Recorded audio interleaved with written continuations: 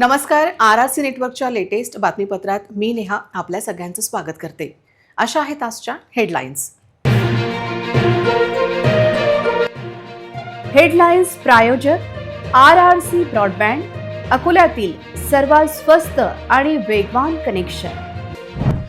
Gaming ॲपवर बादशाह बनून हिंदू तरुणीला फसवले. लग्न झालेल्या जमीर काझीने हरियाणातून आणली हिंदू तरुणी.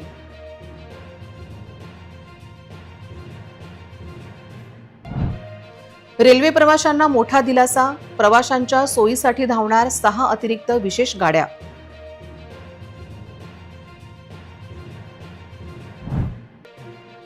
पौर्णिमेच्या लख्ख प्रकाशात होणार वन्य प्राण्यांचे दर्शन. काटेपूर्णा आणि ज्ञानगंगात वाघ बिबट्या अनुभवण्याची पर्यटकांना संधी.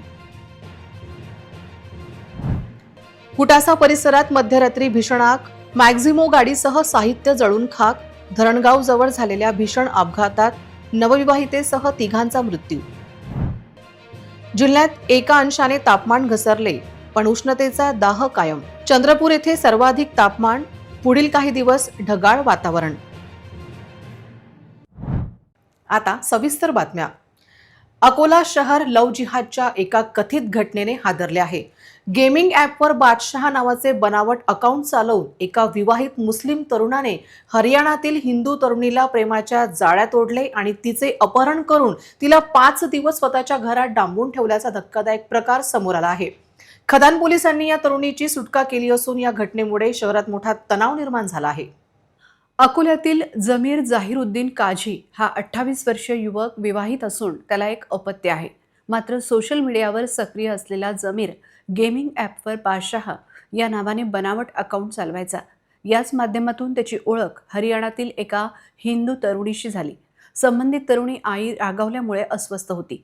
याचाच फायदा घेत जमीरने तिचे ब्रेन वॉश केले आणि तिला प्रेमाच्या जाळ्यात ओढून अकोल्यात बोलावून घेतले.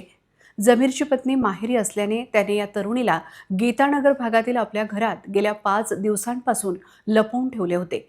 तरुणी बेपत्ता झाल्याने हरियाणात अपहरणाचा गुन्हा दाखल करण्यात आला होता. तिचा भाऊ शोध घेत अकोल्यात पोहोचला आणि त्याने विश्व हिंदू परिषदेच्या हेल्पलाईनवर संपर्क साधला.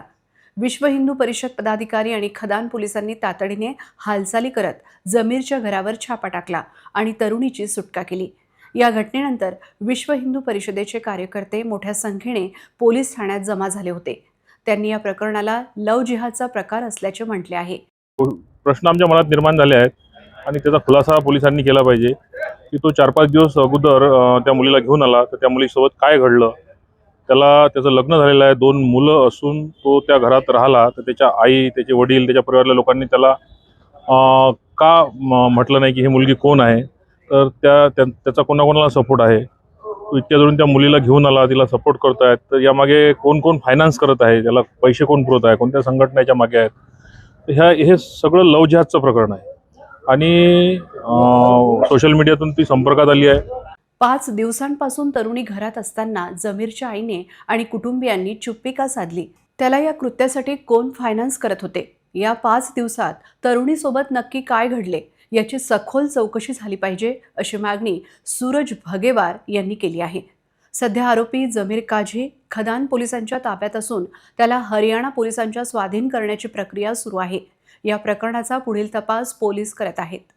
आज पोलिसांच्या खदान हद्दीत हरियाणा फरीदाबाद जिल्हा लक्कडपूर या ठिकाणाहून राहुल यादव हा मुलगा आला होता आणि त्यांनी त्याची बहीण मिसिंग असल्याची तक्रार तेथील पोलिसांना दिली होती. तो इथे आला होता की माझी बहीण इथे आल्याची माहिती मिळाली.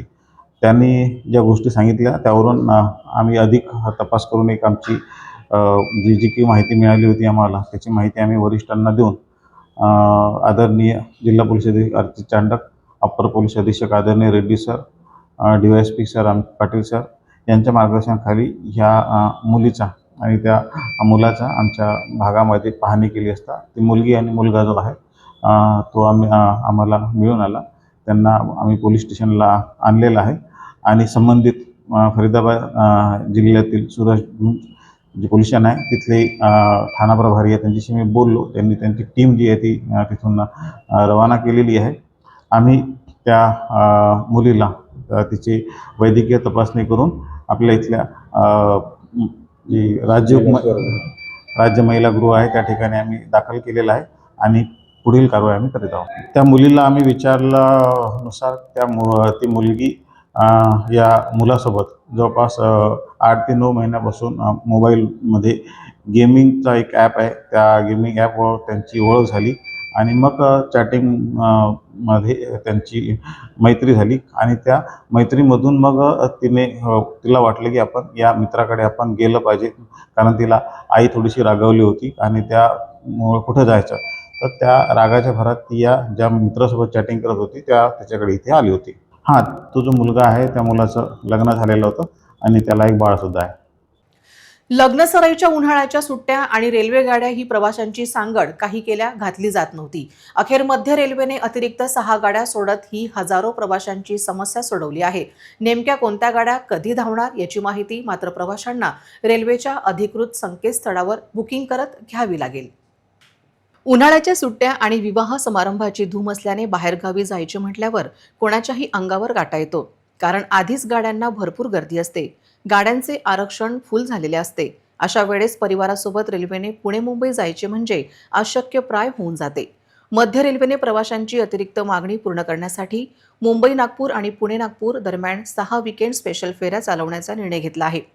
मुंबईसाठी 4 आणि पुण्यासाठी 2 विशेष फेऱ्यांचा समावेश आहे.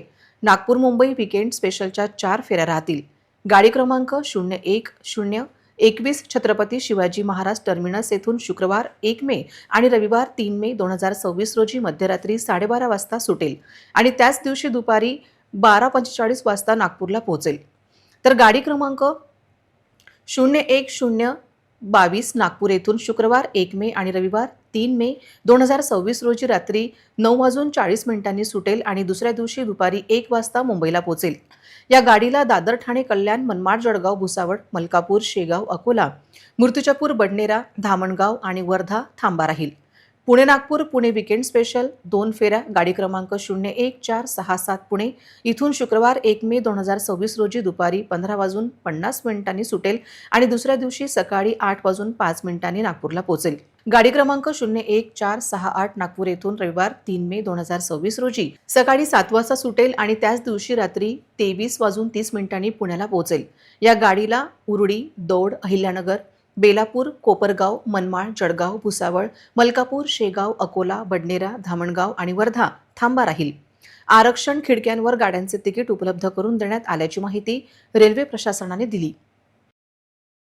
1 मे रोजी बुद्ध पौर्णिमेच्या पार्श्वभूमीवर चंद्राच्या लख्ख प्रकाशात काटेपूर्णा, कारंजा, सोहळ तसेच ज्ञानगंगा अभयारण्यात वन्यप्राणी गणना होणार आहे. यावेळी पर्यटकांना वन्यजीवांचे चित्तथरारक अनुभव घेता येणार आहे. विशेष बाब म्हणजे काटेपूर्णा अभयारण्यात बिबट, अस्वल तर ज्ञानगंगा अभयारण्यात पट्टेदार वाघाचे दर्शन होणार आहे. अकोला जिल्ह्यात वन्य प्राण्यांची गणना करण्यासाठी वन्यजीव विभागाने तयारी पूर्ण केली आहे. बुद्ध पौर्णिमेच्या रात्री चंद्रप्रकाशात अभयारण्यातील विविध पाणवठ्याजवळील मचाणवर पर्यटक व वन कर्मचारी राहतील. अकोला जिल्ह्यातील काटेपूर्णा अभयारण्य, वाशिम जिल्ह्यातील कारंजा, सोहळा तर बुलढाणा जिल्ह्यातील ज्ञानगंगा अभयारण्यात प्राणी गणना होणार आहे. काटेपूर्णा अभयारण्यातील 9 मचाणवर, कारंजाच्या सोहळा अभयारण्यातील 5 मचाणवर तर ज्ञानगंगा अभयारण्यातील 21 मचाण सज्ज आहे. या ठिकाणी वन्यजीव प्रेमी तसेच वन कर्मचाऱ्यांना वन्य प्राण्यांचे दर्शन मोठ्या प्रमाणात होणार आहे. सध्या जिल्ह्याचा उन्हाचा पारा हा 46 डिग्री सेल्सिअस पर्यंत पोहोचला असून उष्णतेची लाट पाहता वन्यजीव विभागाकडून वन्य प्राण्यांच्या गणनेमध्ये सहभागी होणाऱ्यांची विशेष काळजी घेण्यात येणार आहे. अकोला, वाशिम तसेच बुलढाणा जिल्ह्यातील एकूण 35 कृत्रिम तसेच नैसर्गिक पाणवठ्याजवळ सज्ज करण्यात आलेल्या मचाणवर प्राणीगणना केली जाईल. यावर्षी विशेष पर्वणी म्हणून ज्ञानगंगा अभयारण्यात नव्याने दाखल झालेल्या PKT 7 CP1 या वाघाचे दर्शन होणार असून काटेपूर्णा अभयारण्यामधील बिबट तसेच अस्वलाचे चित्तथरारक अनुभव सुद्धा पर्यटकांना मिळणार असल्याची माहिती वन अधिकाऱ्यांनी दिली आहे. कुटासा परिसरातील देवरी फाट्यावर काल रात्री भीषण आग लागल्याची घटना घडली आहे. या आगीत एक मॅक्सिमो गाडी आणि काही टायर जळून खाक झाले असून सुदैवाने कोणतीही जीवितहानी झालेली नाही. आग इतकी भडक होती की काही काळ नियंत्रण मिळवणे कठीण झाले होते. कुटासा येथील देवरी फाट्यावर काल रात्री सुमारे 9 वाजताच्या सुमारास काट्यांना अचानक आग लागली. ही आग काही क्षणातच भीषण रूप धारण करत जवळ उभी असलेली मॅक्सिमो गाडी आणि टायरपर्यंत पोहोचली. आगीची तीव्रता इतकी होती की सुरुवातीला स्थानिकांना ती आटोक्यात आणणे कठीण झाले. मात्र गावकऱ्यांनी एकत्र येत अथक प्रयत्न केले आणि अखेर आगीवर नियंत्रण मिळवण्यात यश आले. दरम्यान अग्निशमन दलानेही घटनास्थळी धाव घेत आगीवर नियंत्रण मिळवण्यासाठी शर्थीचे प्रयत्न केले. या आगीत मॅक्सिमो गाडीचे मोठ्या प्रमाणात नुकसान झाले असून इतर साहित्यही जळून खाक झाले आहे. सुदैवाने या घटनेत कोणतीही जीवितहानी झालेली नाही. दरम्यान ही आग नेमकी कशामुळे लागली याचे कारण अद्याप स्पष्ट झालेले नाही. पुढील तपास सुरू आहे. समर्थ गॅस एजन्सीवर कारवाई करण्यात आली होती, परंतु कारवाईच्या पूर्वी ज्या ग्राहकांनी गॅस सिलेंडर करिता पैसे भरले त्यांना अद्याप सिलेंडर तसेच पैशाचा मोबदला न मिळाल्याने आज शिवसेना शिंदे गटाच्या वतीने जिल्हाधिकारी यांना निवेदन देण्यात आले. अकोला शहरातील डाबकीरोड भागात असलेल्या समर्थ गॅस एजन्सीबाबतच्या तक्रारी जिल्हा प्रशासनाला प्राप्त झाल्या होत्या. त्याच अनुषंगाने समर्थ गॅस एजन्सी बंद झाली आहे. परंतु ज्या ग्राहकांनी समर्थ गॅस एजन्सी येथे सिलेंडर घेण्याकरिता ऑनलाईन पावत्या फाडल्या त्यांना अद्याप गॅस सिलेंडर मिळाला नसल्याने आज शिवसेना शिंदे गटातर्फे जिल्हा प्रशासनाला निवेदन देण्यात आले. अकोला जिल्ह्यात गॅस एजन्सीधारक मनमानी कारभार करत आहेत. याबाबतचे वृत्त RRC न्यूजने प्रसारित केले होते. त्या अनुषंगाने जिल्हा प्रशासनाने गॅस एजन्सीवर तात्काळ कारवाई करावी असे निर्देश गॅस कंपनीला दिले होते. समर्थ गॅस एजन्सीवर कारवाई करीत त्यामधील कार्डधारकांना अकोला शहरातील 4 एजन्सीमध्ये वळते करण्यात आले होते. परंतु कारवाईच्या पूर्वी ज्या ग्राहकांनी समर्थ गॅस एजन्सीमध्ये गॅस सिलेंडरसाठी ऑनलाईन पावत्या फाडल्या त्या ग्राहकांना अद्याप गॅस सिलेंडर तसेच त्यांच्या पैशाचा मोबदला मिळाला नसल्याने आज शिवसेना शिंदे गटाच्या वतीने जिल्हाधिकाऱ्यांना निवेदन देण्यात आले. नवीन आयुष्याची सुरुवात होऊन 2 दिवस झाले होते. नवविवाहित मुलगी आपल्या माहेरी येत असताना काळाने त्यांच्या वाहनावर घाला घातला आणि पाहता पाहता होत्याचे नव्हते झाले. नवविवाहित मुलीसह तिचे 2 नातेवाईक अशा तिघांचा जळगाव जिल्ह्यातील धरणगाव जवळ झालेल्या अपघातात मृत्यू झाला. जळगाव जिल्ह्यातील धरणगाव जवळ झालेल्या भीषण अपघाताने लग्नाच्या घरातील आनंदाचे वातावरण क्षणात शोकाकूळ केले. मिळालेल्या माहितीनुसार एका भरधाव क्रुझर कारचे टायर अचानक निघाल्याने वाहन अनियंत्रित होऊन अपघात झाला. या दुर्घटनेत नवविवाहित वधूसह तिघांचा जागीच मृत्यू झाला तर काही जण जखमी झाल्याचे वृत्त आहे. मृतक अकोल्यातील बाळापूर नाका लोकमान्य नगरातील रहिवासी होते. पूजा रवी वागडकर वय 25 वर्ष, दत्ता तुळशीराम भागवत वय 40 वर्ष आणि जगदीश चंद्रभान वागडकर वय 58 वर्ष यांचा समावेश आहे. पूजाचा विवाह 2 दिवसापूर्वी झाला होता. कुटुंबात अजूनही लग्नाचा उत्साह आणि आनंदाचे वातावरण होते. मात्र या भीषण अपघाताने संपूर्ण कुटुंबावर दुःखाचा डोंगर कोसळला आहे. प्रत्यक्षदर्शींच्या म्हणण्यानुसार हा अपघात इतका भीषण होता की वाहनाचा चकनाचूर झाला आहे. घटनेची माहिती मिळताच पोलिसांनी घटनास्थळी धाव घेऊन मृतदेह ताब्यात घेतले आणि शवविच्छेदनासाठी पाठवून दिले. पुढील तपास पोलीस करत आहेत. लग्न झालं होतं आणि त्या मुलीचं लग्न झालं आणि 28 तारखेला तिच्या म्हणजे नवऱ्याच्या घरी घ्यायला ते पूर्ण वाघाळकर फॅमिली आणि त्यांचे नातेवाईक हे 10-12 जण त्यांना घ्यायला गेले क्रुझर गाडी करून. क्रुझर गाडी हे भाड्याने सांगितलेली होती. ती गाडी घेऊन त्यांना घ्यायला गेले आणि तिकडून परत निघाले. निघताना जळगाव खांदेत तिथचा जो हायवे आहे तिथं जे ग्रामीण गाव आहे त्या गावामध्ये त्या हायवेवर तो ऍक्सिडेंट झाला. तो ऍक्सिडेंट असा झाला की ती जी गाडी होती क्रुझर तिचा चालू याच्यात चक्का निघून गेला. म्हणजे आम्हाला सांगायचं तात्पर्य एवढंच की म्हणजे गाडी आम्हाला दिली होती भाड्यानं, त्यांनी गाडी अनफिट गाडी पाठवली आम्हाला, म्हणून ही घटना घडली. शासनाला म्हणणं आहे की हा जो एवढा मोठा आमचा हादसा झाला आणि आमच्या समाजावर जो एवढा मोठा दुःखाचा डोंगर कोसळला याच्यातून आम्हाला काहीतरी न्याय मिळाला पाहिजे. याच्यामध्ये 3 जण हे जागेवरच गेले आणि त्या ड्रायव्हरचं जे गाडी होती, गाडी मालक होता, जी गाडी सांगितली त्यांचं नाव आहे दिनेश रघुनाथ कुवारे.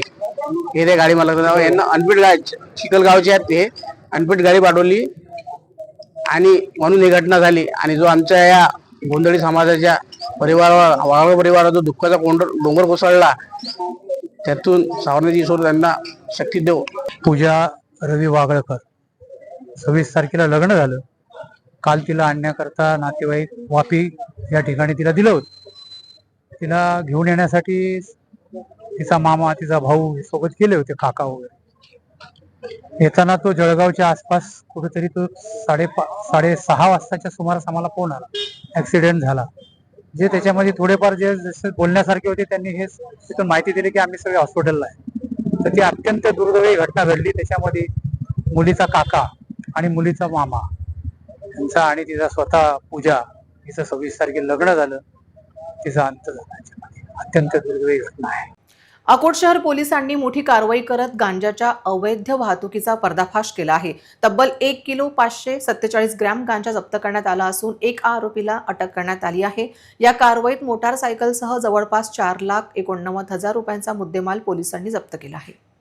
अकोट शहर पोलीस स्टेशन हद्दीत 28 एप्रिल 2024 रोजी ही कारवाई करण्यात आली. गुप्त माहितीच्या आधारे पोलिसांनी सापळा रचत आरोपीला अटक केली. आरोपीकडून 1 किलो 547 ग्रॅम गांजा जप्त करण्यात आला असून त्याची किंमत अंदाजे 3,89,000 रुपये आहे. यासोबतच आरोपी वापरत असलेली मोटारसायकल देखील जप्त करण्यात आली असून तिची किंमत सुमारे 1 लाख रुपये आहे. अशा प्रकारे एकूण 4,89,000 रुपयांचा मुद्देमाल पोलिसांनी जप्त केला आहे. या प्रकरणी आरोपीविरुद्ध अकोट शहर पोलीस ठाण्यात गुन्हा दाखल करण्यात आला असून पुढील तपास सुरू आहे. ही कारवाई वरिष्ठ पोलीस अधिकाऱ्यांच्या मार्गदर्शनाखाली अकोट शहर पोलिसांच्या पथकाने यशस्वीरित्या पार पाडली. मुलं ही देशाचं भविष्य असतात. जर त्यांच्या मनावर कोवड्या वयातच स्वच्छतेचे संस्कार बिंबवले तर केवळ शाळाच नाही तर पर्यायाने प्रत्येक घर आणि संपूर्ण समाज आरोग्य संपन्न होईल, असा मूलभूत विचार माजी उपमहापौर निखिलेश दिवेकर यांनी मांडला आहे. अकोला मनपा शाळांबरोबर शहरातील सर्वच शाळांच्या अभ्यासक्रमात स्वच्छता आणि कचरा व्यवस्थापन विषयाचा समावेश करण्याच्या निखिलेश दिवेकर यांच्या मागणीला आता व्यापक सामाजिक पाठिंबा मिळत आहे. निखिलेश दिवेकर यांच्या मते सार्वजनिक स्वच्छतेची समस्या केवळ दंड लावून सुटणारी नाही. जेव्हा एखादा विद्यार्थी शाळेत कचऱ्याचे वर्गीकरण करायला शिकतो तेव्हा तो आपल्या घरी जाऊन पालकांनाही ओला किंवा सुका कचरा वेगळा करण्यास प्रवृत्त करतो. शालेय स्तरावर मिळणारे हे शिक्षण घरोघरी स्वच्छता पोहोचवण्याचे सर्वात प्रभावी माध्यम ठरू शकते. अस्वच्छतेमुळे पसरणारे डेंग्यू, मलेरिया आणि टायफॉइड यांसारखे आजार रोखण्यासाठी औषधोपचारापेक्षा प्रतिबंध महत्त्वाचा आहे. जर समाजाचा प्रत्येक घटक स्वच्छतेबाबत सजग झाला तर शहरातील प्रदूषणाचे प्रमाण कमी होईल. साथीच्या रोगांचा प्रादुर्भाव घटल्याने सार्वजनिक आरोग्याचा दर्जा सुधारेल. स्वच्छ आणि सुंदर परिसरामुळे नागरिकांच्या जीवनशैलीत सकारात्मक बदल होईल. जपानसारख्या विकसित देशांमध्ये मुले स्वतःची शाळा आणि परिसर स्वतः स्वच्छ करतात. हीच शिस्त अकोल्यातील विद्यार्थ्यांमध्ये रुजवण्याचा मानस निखिलेश दिवेकर यांनी व्यक्त केला आहे. शाळेतून मिळणारा स्वच्छतेचा धडा जेव्हा मुलांच्या दैनंदिन सवयीचा भाग बनेल तेव्हा अकोला शहर स्वच्छ भारत अभियानात अग्रस्थानी असेल, असा विश्वास माजी उपमहापौर निखिलेश दिवेकर यांनी व्यक्त केला. स्वच्छतेच्या बाबतीत अकोला शहराला देशात इंदोरच्या धर्तीवर अग्रक्रमी नेण्यासाठी माजी उपमहापौर निखिलेश दिवेकर यांनी एक दूरगामी पाऊल उचलण्याची गरज वर्तवली. महापालिका आयुक्तांना हे निवेदन देताना निखिलेश दिवेकर यांच्यासोबत सरदार खान, सुनील चंदन बटवे, जितू वानखडे, संदीप इंगडे, महादेव मेहंगे, नितेश वाकोडे व इतर कार्यकर्ते उपस्थित होते. महापालिका आयुक्त डॉक्टर सुनील लहाने यांनी माजी उपमहापौर निखिलेश दिवेकर यांच्या अभिनव सूचना व कल्पनेचे स्वागत केले. दिवेकर यांच्या या व्हिजनरी भूमिकेमुळे शहराच्या उज्ज्वल आणि आरोग्यदायी भविष्याची नांदी ठरणार असल्याचे बोलले जात आहे. आज आम्ही आयुक्त महानगरपालिका यांना निवेदन दिलं आहे की महानगरपालिकेच्या ज्या शाळा आहे तिथे शहर स्वच्छता आणि कचरा व्यवस्थापन हा विषय अभ्यासक्रमात समाविष्ट करण्यात यावा. आज आपण पाहतो की नागरिक हे रस्त्यावर कचरा टाकतात, बरेचसे सर्व्हिस गल्लीमध्ये कचरा टाकतात, त्यांनी नाल्या तुंबतात, डास वाढतात, मच्छर वाढल्याने अनेक रोग होतात. त्यानंतर बरेचसे नागरिक कचरा घरासमोर जातात, त्यांनी दमा होतो, विषारी वायू जातो. पण जर का या सर्व विषय, तिसरी गोष्ट आपण पाहतो की बरेचसे नागरिक खरेदीला जाताना प्लॅस्टिकचे बॅग किंवा ते वन टाईम प्लॅस्टिक बॅग तिथून घेतात, दुकानदार जे देतो ते घरून कापडी बॅग नेत नाही. म्हणून आमची मागणी आहे की हे सर्व विषय जर का विद्यार्थ्यांमध्ये समाविष्ट करण्यात आले विद्यार्थ्यांच्या अभ्यासक्रमात तर हे विद्यार्थी उद्या जे नागरिक बनतील ते एक अकोला शहर स्वच्छ ठेवतील. आपण नेहमी म्हणतो की महानगरपालिकेने हे स्वच्छ ठेवायला पाहिजे, सरकारने हे करायला पाहिजे, पण नागरिकांची काही जबाबदारी आहे की नाही. आणि म्हणून उद्याच्या नागरिकांनी चांगलं व्हावं म्हणून आमची मागणी आहे की हा सर्व शहर स्वच्छतेचा विषय अभ्यासक्रमात समाविष्ट करण्यात यावा. अमरावती महानगरपालिकेच्या विषय समिती सभापतींच्या निवडीनंतर बुधवारी 29 एप्रिल रोजी झोन सभापती पदासाठी निवडणूक पार पडली. अपेक्षेप्रमाणे या निवडणुकीत भाजप आणि युवा स्वाभिमान पार्टीच्या नगरसेवकांची वर्णी लागली आहे. अमरावती जिल्हाधिकाऱ्यांच्या अध्यक्षतेखाली स्वर्गीय सुदामकाका देशमुख सभागृहात ही निवडणूक प्रक्रिया पार पडली. अमरावती महानगरपालिका क्षेत्रात एकूण 22 प्रभाग असून त्यांचे 5 झोनमध्ये विभाजन करण्यात आले. या निवडणुकीत हात उंचावून मतदान घेण्यात आले. झोन क्रमांक 1 माधुरी ठाकरे, भाजप प्रभाग क्रमांक 5, झोन क्रमांक 2 स्वाती चंद्रशेखर कुलकर्णी, भाजप प्रभाग क्रमांक 13, झोन क्रमांक 4 किशोर जाधव, युवा स्वाभिमान पार्टी. या निवडणुकीत काँग्रेस आणि MIM यांची युती पाहायला मिळाली. झोन क्रमांक 5 मध्ये ठरलेल्या करारानुसार पहिल्या 3 वर्षासाठी सभापती पद MIM ला देण्यात आले आहे. प्रत्येक झोनमधील पक्षीय बलाबल लक्षात घेऊन सभापती पदासाठी दावे करण्यात आले होते. सध्या महानगरपालिकेत भाजपच्या नेतृत्वाखालील महायुतीची सत्ता आहे. या निवडणुकीत महायुतीने 5 पैकी 4 सभापती पदे आपल्या ताब्यात ठेवली, तर महाविकास आघाडीला केवळ एका जागेवर समाधान मानावे लागले. 2027च्या जनगणनेची सुरुवात 1 मे पासून होणार असून आता नागरिकांना स्वगणना देखील करता येणार आहे. जनगणना ही शासनाच्या भविष्यातील धोरण निर्मितीसाठी अत्यंत महत्त्वाची असल्याने नागरिकांनी या प्रक्रियेत सक्रिय सहभाग नोंदवावा असे आवाहन वाशिमचे जिल्हाधिकारी योगेश कुंभेजकर यांनी केले. 2027च्या जनगणनेसाठी नागरिकांना स्वगणना करता येणार असून 1 मे पासून सुरुवात होणार असल्याचे वाशिमचे जिल्हाधिकारी योगेश कुंभेजकर यांनी सांगितले. स्वगणनेसाठी नागरिकांनी जनगणनेच्या संकेतस्थळावर आपली माहिती भरावी. 16 मे पर्यंत ही प्रक्रिया सुरू राहील.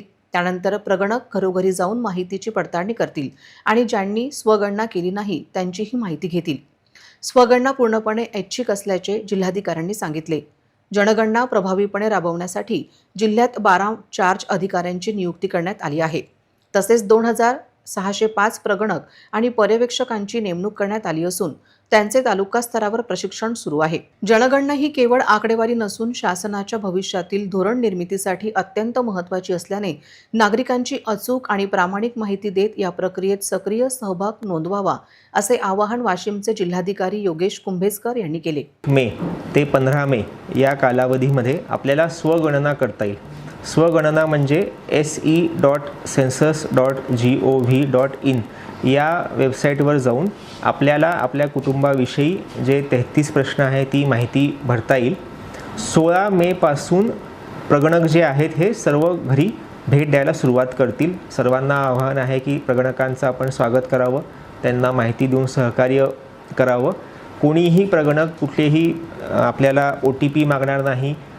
प्रगणक स्वतः आय कार्ड घालून येतील. त्या आय कार्डवर QR कोड देखील असेल. जर आपल्याला चेक करायचं असेल प्रगणक बरोबर ते खरंच शासनाने पाठवलेलं आहे ना, तुम्ही तो QR कोड देखील स्कॅन करू शकता. यामध्ये जी माहिती दिली जाईल ती पूर्णपणे गोपनीय राहील. याचा RTI किंवा कुठल्या कायद्याअंतर्गत कोणी आपल्याविषयीची माहिती प्राप्त करून घेऊ शकत नाही. त्यामुळे सर्व नागरिकांना आवाहन आहे 16 मे ते 14 जून या कालावधीमध्ये जेव्हा प्रगणक आपल्या घरी येतील त्यांना सहकार्य करा आणि जनगणनेच्या या महत्त्वाच्या राष्ट्रीय कार्यामध्ये आपले योगदान द्या. वाशिममध्ये खताची बेकायदेशीर विक्री करणाऱ्यांवर कृषी विभागाच्या पथकाने धडक कारवाई केली. 4 जणांवर शहर पोलिसात गुन्हे दाखल करण्यात आले आहे. कृषी विभागाने केलेल्या या कारवाईमुळे एकच खळबळ उडाली आहे. वाशिममध्ये अनुदानित ग्रेड खतांची E-POS प्रणालीविना ऑफलाईन विक्री होत असल्याची माहिती मिळाल्यानंतर कृषी विभागाच्या जिल्हास्तरीय भरारी पथकानं धाड टाकून कारवाई केली आहे. या प्रकरणी 4 जणांविरुद्ध वाशिम शहर पोलीस ठाण्यात गुन्हा दाखल करण्यात आला आहे. वाशिम परिसरात नियमबाह्य पद्धतीने खतांची विक्री सुरू असल्याची गोपनीय माहिती कृषी विभागाला मिळाली होती. त्यावरून कृषी विकास अधिकारी अभिजित देवगिरीकर यांच्या पथकानं तपासणी करून ही कारवाई केली आहे.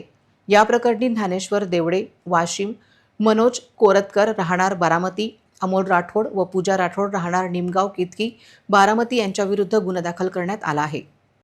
विदर्भातील 4 जिल्ह्यात आज एकाच तापमानाची नोंद होती. 44.2 अंश सेल्सिअस तापमानाची नोंद अकोला, अमरावती, वर्धा आणि नागपूर येथील होती. ढगाळ वातावरणाने तापमान घसरले होते, पण उष्णतेची लाट मात्र कायम होती. हवामान विभागाच्या ताज्या अंदाजानुसार आज बुलढाणा, अकोला, अमरावती, वाशिम, नागपूर, वर्धा, यवतमाळ, भंडारा, गोंदिया, चंद्रपूर आणि गडचिरोली या जिल्ह्यात मेघगर्जनेसह पावसाच्या सरी पडण्याची शक्यता होती. काही ठिकाणी विजांच्या कडकडाटासह जोरदार वारे वाहू शकतात असा अंदाज हवामान खात्याने व्यक्त केला. या बदलत्या हवामानामुळे तापमानात किंचित घट होऊन उष्णतेपासून तात्पुरता दिलासा मिळाला. दरम्यान राज्यातील उर्वरित भागात मात्र उन्हाचा चटका कायम राहण्याचा अंदाज आहे. ढगाळ वातावरण असले तरी उकाड्यात विशेष घट होण्याची शक्यता कमी आहे. त्यामुळे नागरिकांनी उष्माघातापासून बचावासाठी पुरेसे पाणी पिणे, दुपारच्या वेळी घराबाहेर पडणे टाळावे आणि आवश्यक ती काळजी घेणे गरजेचे आहे. पुन्हा एक नजर टाकूया आजच्या प्रमुख घडामोडींवर. हेडलाईन्स प्रायोजक RRC ब्रॉडबँड, अकोल्यातील सर्वात स्वस्त आणि वेगवान कनेक्शन. गेमिंग ॲपवर बादशाह बनून हिंदू तरुणीला फसवले. लग्न झालेल्या जमीर काझीने हरियाणातून आणली हिंदू तरुणी.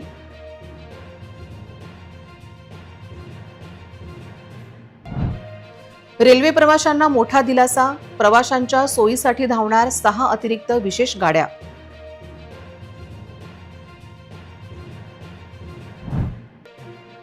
पौर्णिमेच्या लख्ख प्रकाशात होणार वन्य प्राण्यांचे दर्शन. काटेपूर्णा आणि ज्ञानगंगात वाघ, बिबट्या अनुभवण्याची पर्यटकांना संधी. कुटासा परिसरात मध्यरात्री भीषण आग. मॅक्झिमो गाडीसह साहित्य जळून खाक. धरणगाव जवळ झालेल्या भीषण अपघातात नवविवाहितेसह 3घांचा मृत्यू. जिल्ह्यात एका अंशाने तापमान घसरले, पण उष्णतेचा दाह कायम. चंद्रपूर येथे सर्वाधिक तापमान. पुढील काही दिवस ढगाळ वातावरण.